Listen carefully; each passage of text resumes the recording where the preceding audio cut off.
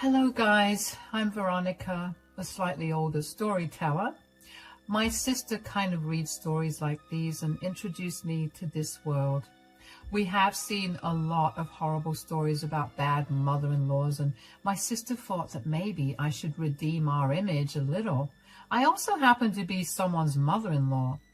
But unlike many stupid women, I actually considered my daughter-in-law, Emily, one of my own children. Emily and my son Jim had been together since school, so I have known her for a while. They got married fresh out of college and started to live 2 cities away. Jim and Emily were like the perfect couple to everyone around them. I too thought that their love transcended everything bad in the world, but turns out I was wrong. It was by pure chance that I discovered that my son was cheating on his lovely wife. I was out with my friend for some coffee when I spotted my son at the other end of the street. I thought I was seeing things because he wasn't supposed to be in my city. Jim never said he was coming either, but he was there, going to Target after parking his car. But what really shocked me was the fact that there was a woman and a young boy with him. I had never seen the woman before and didn't know who she was. I also had no clue why my son was holding her hand and carrying her son. They looked like a couple and were laughing about something. If anyone who didn't know Jim would see him then, they would think that Jim was married to the woman and the child was his. My friends, too, eyed my son suspiciously and asked me who she was. They knew Emily since they were there at Jim's wedding. All of them loved Emily and Jim like their own child, so they were surprised to see Jim with another woman. I was shocked at the sight that I didn't know what to do. After a while, I started to believe that my mind was playing tricks on me. But my friends, too, saw them and thought something was suspicious. My mind was a mess, so I decided to wait and see what happens next. I knew my son would have to come out of Target and go home, so I waited and tried to find a reasonable explanation of what was going on. When Jim finally came out of Target, he was still with the woman and child. They had shopped for a lot of things and were loading them into Jim's car. What happened next threw away all doubts of this being harmless. I saw the woman kiss Jim on the lips and my son shamelessly returned it. At that point, I knew my son was cheating on Emily. I was furious with him and immediately called Emily to find out what was going on. I needed to tell her what I saw, that she could come to her own conclusions. I wasn't going to shield Jim just because he's my son.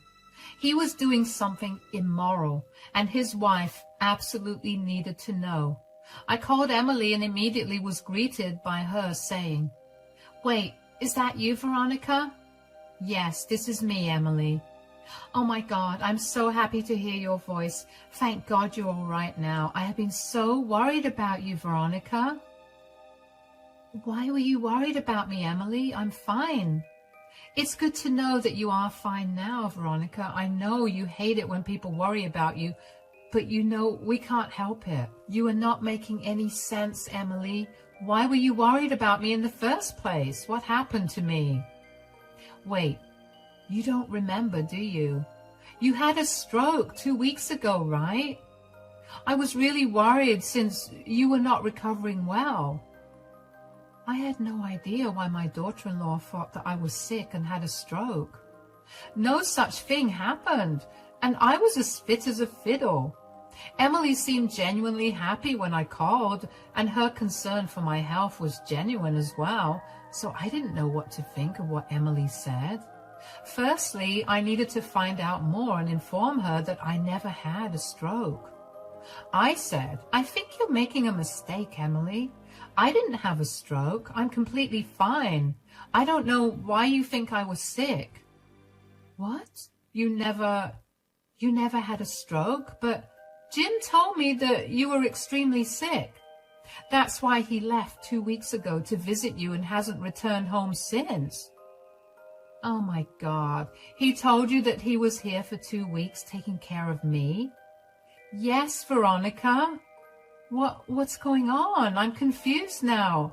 You're saying that you were never sick, but Jim told me that you were? What's happening? My poor daughter-in-law was super confused, but I was able to put the pieces together to try and find out what was going on. The wheels started to turn in my brain, and I finally understood what was happening. Emily had no clue that her husband was lying to her and cheating on her. Jim had lied about my health and used it as an excuse to avoid suspicions. He was cheating on her with that woman while his poor wife had no clue. I was immediately disgusted and enraged at the same time. I said to Emily, I think it is clear that Jim had been lying to you, Veronica. He lied about my health when I was perfectly fine. But I don't understand. Why would he even do that? I know he lied to me, but I can't understand why. My son lied to you to cover up something he did, Emily. What do you mean, Veronica? What did Jim do? I'm very sorry to say this, but he's cheating on you, Emily. There was a very stunned silence on Emily's end. I was already feeling horrible for being the one to deliver the news to my daughter-in-law. Even though I know I did the right thing by telling her, I also felt guilty about ruining her day and her marriage. Emily remained silent for a while, and then said with a shaky voice, Are you sure, Veronica? Yes, unfortunately, I am sure, Emily. How did you find out? I actually saw Jim with his affair partner a few minutes ago. I was hoping there was a solid explanation about why he was with some woman in my city, that too, without telling me. But I saw them kissing and knew that he was cheating on you. Oh, God. This is all true then. Jim is really cheating on me. Oh, my God. Emily absolutely broke down over the phone and cried her eyes out. My heart broke to hear her cry and grieve her marriage. She was hurt, and I could understand that. I had expected her to react this way, but hearing her cry for real was much more painful than you thought. My anger was rising against my son, and I wanted to slap the living crap out of him. I waited for Emily to calm down and comforted her to the best of my abilities. I was fuming at my son's carelessness and immorality and really wanted to teach him a lesson. But it wasn't the time and place for those thoughts right then. At that moment, my top priority was to calm down Emily and talk to her. I said, You need to be strong, Emily. What my son did is absolutely horrible. I don't think he should be excused for this. How could he do this to me, Veronica? I gave him my everything, and he just betrayed me. Where did I go wrong? I want to yell and scream at Jim. I really feel like hitting him. That's not going to do you any good, Emily. You have to think about this rationally. Your marriage won't be the same anymore. Marriage? What marriage are you talking about, Veronica? There will be no marriage after this. I will not stay with someone who blatantly lies to me and cheats on me. When Emily flared up in anger, I felt a little relieved. I didn't want her to pity herself. I wanted her to take action and teach Jim a lesson, just like I wanted. We women are not weak and won't let anyone walk over us. I wanted Emily to be strong and do something to make sure Jim pays. If she was really going to divorce him, I would wholeheartedly support her and even encourage her to do it. Disloyal men had no business getting innocent women into their trap. I said, That's the reaction I wanted from you, dear. It's natural for you to be heartbroken, but you will be better off being angry at him than feeling sorry for yourself. You are right, Veronica. It's just that I'm wondering if any of this is my fault. You will never think of these things again, Emily. None of this is your fault. This is all Jim's fault. He should be the only one to blame. You have been nothing but a good wife to him. I guess you're right, Veronica. Thank you for being so supportive. I can't believe he uses you as an excuse to cover up his affair. Do you know who the affair partner is? No, Emily, I have no idea who the affair partner is, but I did see that she has a son with her. She's not one of Jim's old friends, that's for sure. Don't worry, dear. No matter who she is, I will find out. Then we will figure out a way to teach my son a lesson. I was determined to find out the whole story about what was going on. I didn't want to dish the affair partner straight away. I had no idea if she knew that Jim was married or not, so I wasn't going to jump to conclusions and accuse her of being a homewrecker. However, I needed to know who she was and what my son was doing. So I devised a plan and considered all possibilities and discussed it with Emily. I needed her to trust me if we wanted our plan to work. Since Emily loved me like her own mother, she agreed to let me do the investigation. The first thing I did after talking to Emily was to go home. Then I tried to calm myself down so that I could act normally around him. I called Jim and told him and said, "I know you're in my city, Jim. Don't try to lie to me." "Mom, I don't know what you're talking about." "I already warned you that I don't want to hear your lies. I saw you kissing some woman. You better come here and explain yourself before I call your wife and tell her what I saw." No, Mom, listen to me. I'm coming over right now. Please don't tell Emily anything. Please just hear me out. I'm coming to your place, Mom. Jim was frantic after knowing that he had been caught. I lied to him and made it seem like I hadn't told Emily anything. When I threatened him, he freaked out and told me that he would come over. That's exactly what I wanted. I hung up on him soon because I was close to blowing up on him. My son reached my place in record time, and I was surprised he didn't get speeding tickets because of how fast he drove. I allowed him to come inside because I didn't want my neighbors to know all the dirty business my son was up to. There is no point in making a scene when I was trying to deal with this differently. Jim was nervous and looked like he was on the verge of tears. I sat down opposite to him and angrily said, "How on earth do you plan to explain yourself, Jim?" "Mom, I'm so sorry. I didn't mean for this to happen. It happened so out of the blue." "That's what all cheaters say, Jim. I need to know why you did it." "What can I say, Mom? Emily works long hours and I feel lonely, you know. She earns more than me and sometimes it makes me feel emasculated." I was shocked to my core to hear my son's reasoning. His reasons were just plain wrong and didn't justify his cheating at all. I don't know why he thought it would be a good idea to tell me this. Did he really think that I would support him after hearing his reasons? God knows what he was thinking back then. But I can tell you what I was thinking. I was thinking of ways to calm myself down so that I wouldn't reach out and slap my son. Again, that would jeopardize everything because I needed my son to feel comfortable enough with me to tell me everything. I still said in an angry voice, "So, instead of seeking help for your problem or talking it out with your wife, you decided to cheat on her with a homewrecker?" No, Mom. You're wrong about Sandra. She is not a homewrecker. She's having an illicit affair with a married man. How can you say she's not a homewrecker? Mom, she has no idea that I'm married. She's a decent woman who's struggling with her son. So being with her was actually an ego boost for me. I felt like a man because I was taking care of a poor widow with a son. I don't feel emasculated when I'm with her. That took several mysteries off my list. I finally found out the name of Jim's affair partner and his motivations for cheating. I also found out that the woman didn't know about Jim being married. Now, I even felt bad for Sandra while getting madder at Jim. Still, I didn't touch him or beat him into oblivion. Instead, I said, "What you did is extremely messed up, Jim." "I know, Mom. Believe me, I know that already."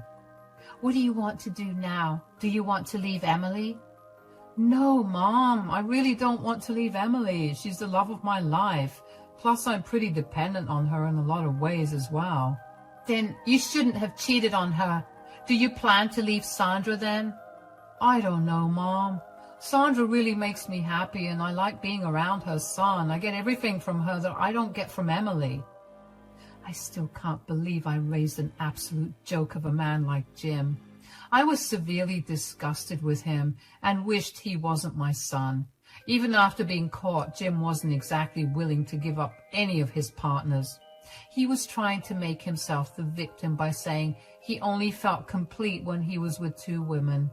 I have no idea how he could say those words in front of me without feeling embarrassed.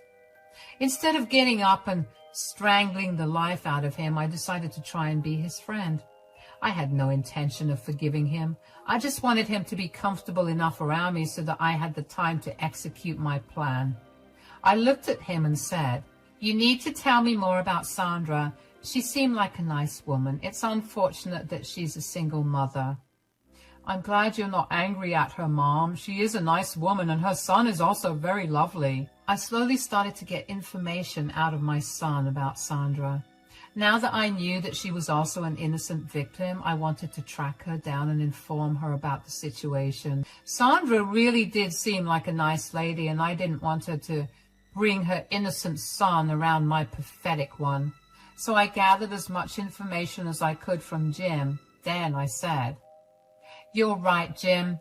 Sandra sounds like a good woman, but Emily is a good woman too. You're playing a dangerous game, Jim. You need to stop this before it gets out of hand." "I'll figure something out, Mom, but please don't tell Emily anything right now. She will be devastated."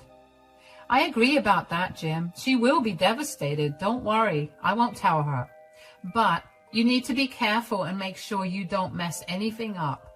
"I will be careful. Thank you so much for understanding me, Mom. I don't know what I would do without you. I'm happy that you at least gave me a chance to make things right." No, I wasn't giving my stupid son a chance to make things right. I wasn't some gullible woman he could fool.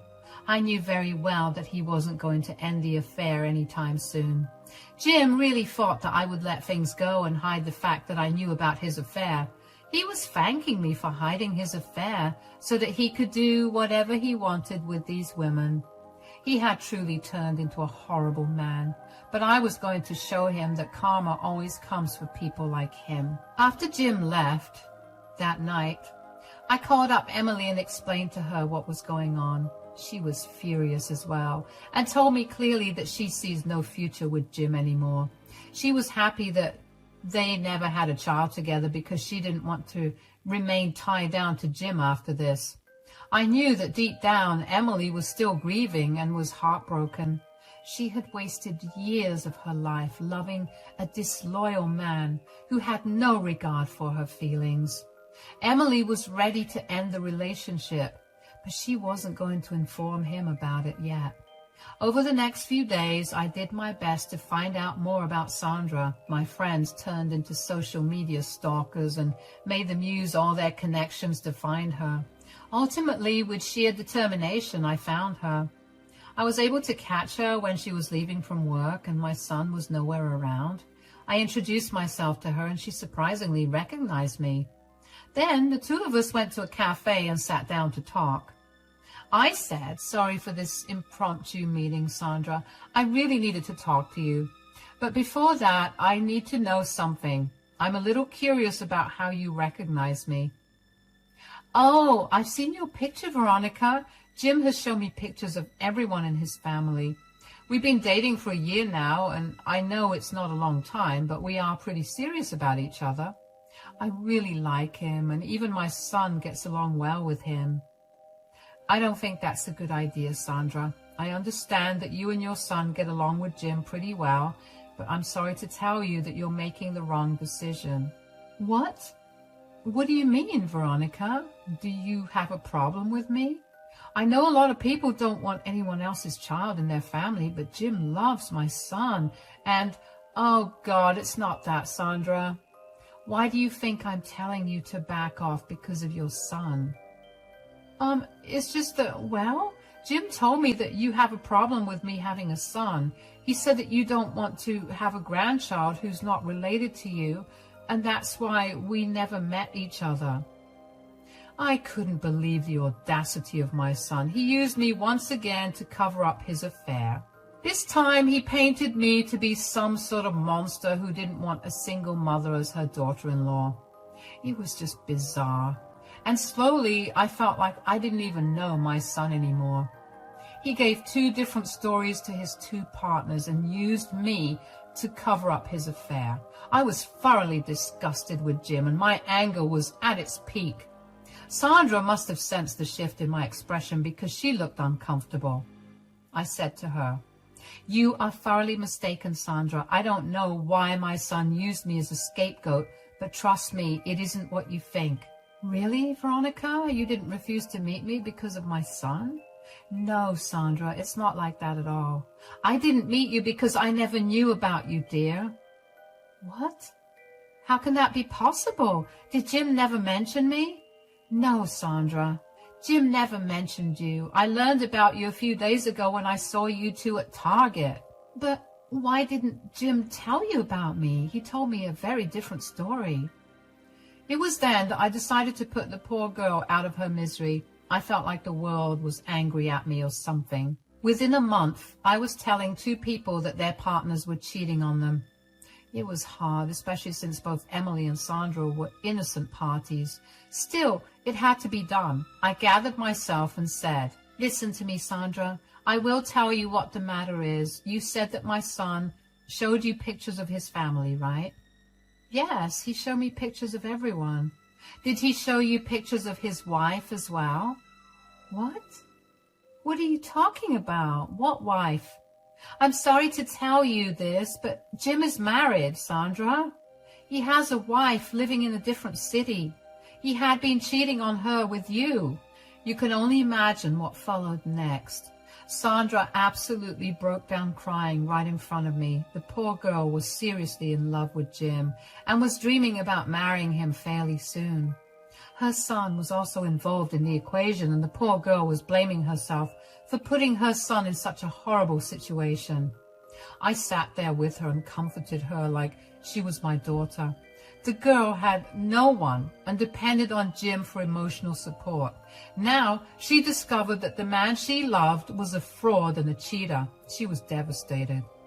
I told Sandra exactly what I told Emily. She needed to be strong and make sure Jim suffered for what he had done.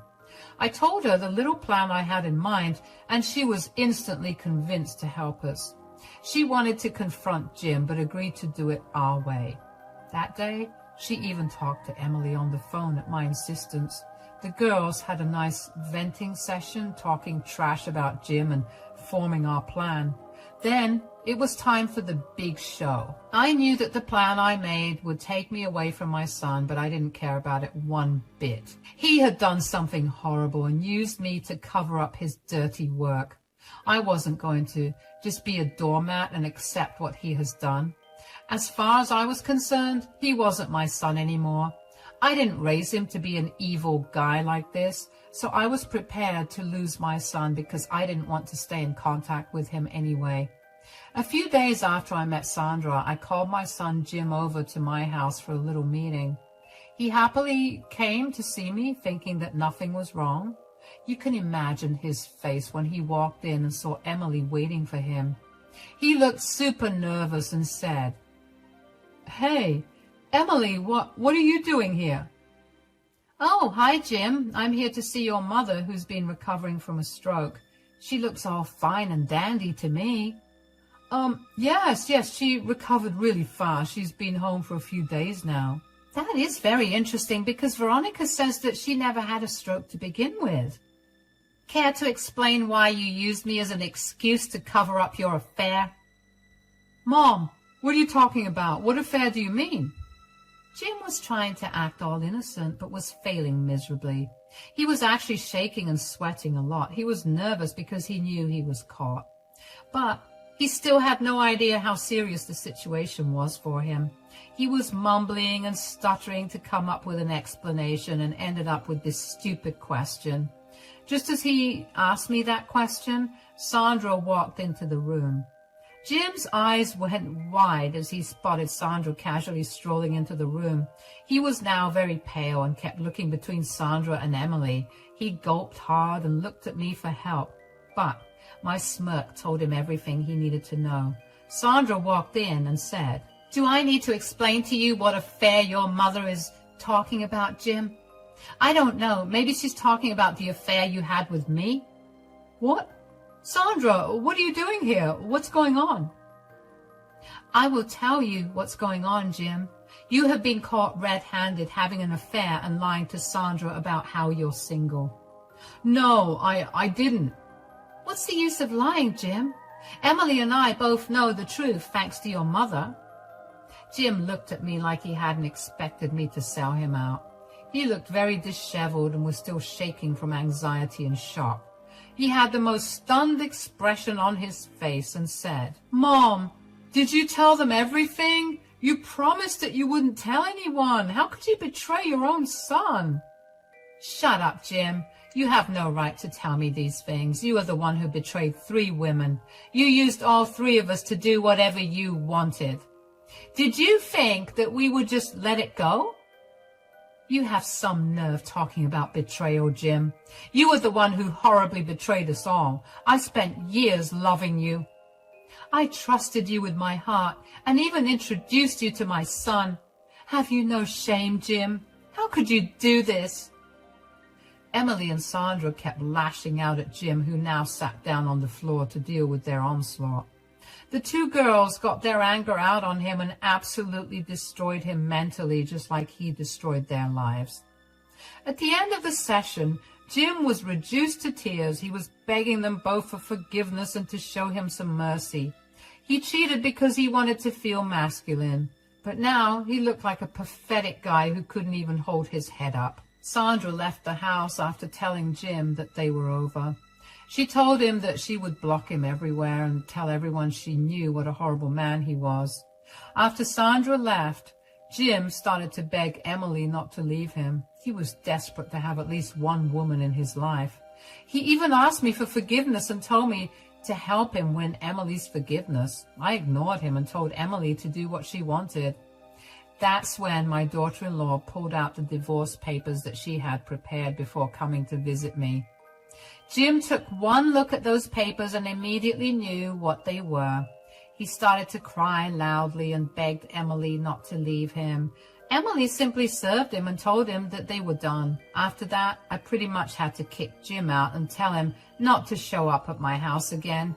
That night, Emily stayed with me, and later Sandra joined us with her son. We had a great time together, getting rid of all negative feelings so that we could put Jim's chapter behind us all.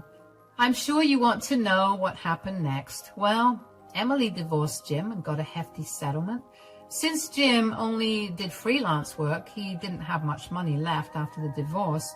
He used to be more or less dependent on Emily, and the cheating meant that he didn't get a cent of alimony in our state. He was kicked out of their shared apartment and had to go door to door for shelter. I refused to house him, and so did most of his friends who got to know about the affair. He has since expressed remorse for his affair, but karma is still after him. My son has managed to find very cheap accommodation with 4 roommates and is barely scraping by. He lost all the people in his life and is deeply regretting his actions.